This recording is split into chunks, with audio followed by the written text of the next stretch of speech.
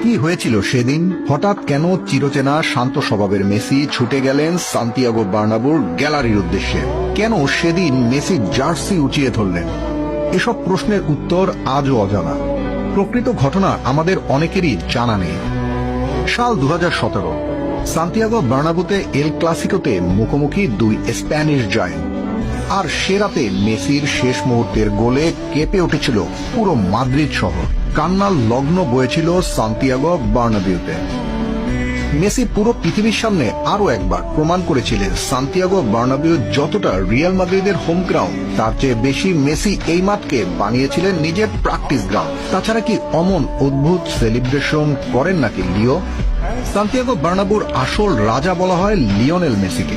মাদ্রিদের হোম গ্রাউন্ডে সারা জীবন রাজত্ব করেছেন এলএমটেন, তাই মেসিকে বলা হয় বার্নাব্যুর রাজা। খুব সম্ভবত এটাই কোনোভাবেই মেনে নিতে পারেন না রিয়াল মাদ্রিদের সমর্থকরা।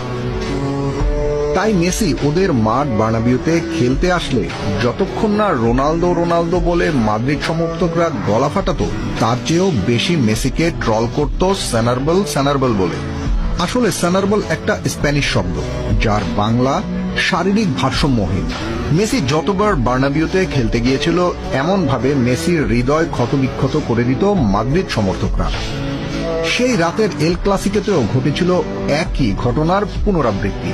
পুরো গ্যালারি জুড়ে মাদ্রিদ সমর্থকরা বলছিল মেসি মেসি, সেনারবেল সেনারবেল, অর্থাৎ মেসি মেসি, শারীরিক ভারসাম্যহীন, শারীরিক ভারসাম্যহীন। আর প্রতিবারেরই মতো মেসি সেই রাতে এসব কিছু শুনেও না শোনার ভান করে মাঠে নিজের খেলাটাই খেলে যাচ্ছিলেন। একের পর এক ম্যাজিকে রিয়াল দুর্গকে দিশেহারা করে তুলেছিলেন ফুটবলের এই মহারাজা। যদিও 2-2 গোলের সমতায় শেষ হতে চলছিল ঐতিহাসিক সেই এল ক্লাসিকোটি, সবাই ধরে নিয়েছিল এমনটাই হতে যাচ্ছে। মাদ্রিদ সমর্থকরাও এমনটা ভেবে ওই দিন গ্যালারিতে তুলেছিল সমুদ্রের গর্জন। ওই একটা স্লোগানেই তাতে ধৈর্যের বাঁধ ভেঙে গিয়েছিল খুদে জাদুকরের। কতটা বা সহ্য করা যায় আর বলুন? এর একটা দফারফা তো করতেই হতো। তাই তো ম্যাচের একেবারে অন্তিম মুহূর্তে the magic man Leo on strike. D বক্সের সামনে থেকে মাদ্রিদ দুর্গভেদ, সঙ্গে সঙ্গে নিশ্চুপ হয়ে গেল সান্তিয়াগো বার্নাব্যুর পুরো গ্যালারি। এটা অবশ্য খুবই স্বাভাবিক ঘটনা, কিন্তু অস্বাভাবিক ছিল সে রাতে কিং লিওর গোল উদযাপনটি। স্বাভাবিক উদযাপন ছেড়ে ছুটে গেলেন গ্যালারির দিকে আর জার্সি খুলে উঁচিয়ে ধরলেন গ্যালারির সামনে।